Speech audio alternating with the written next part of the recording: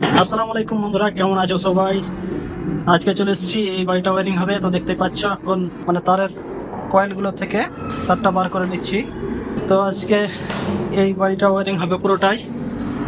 3টে রুম আছে, একটা ডাইনিং আছে, ডাইনিং একটা না দুটো আছে, পায়খানা বাথরুম তোমাদেরকে দেখাই।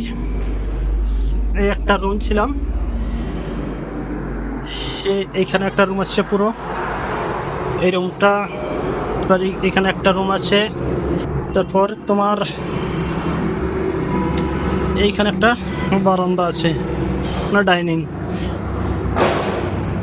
আর এই পায়খানা বাথরুম। আগে পাইপলাইনের কাজগুলো করে গেছি, আজকে তার ভরার জন্য চলে এসেছি। রঙের আগে তারটা ভরে দেওয়াটাই ভালো।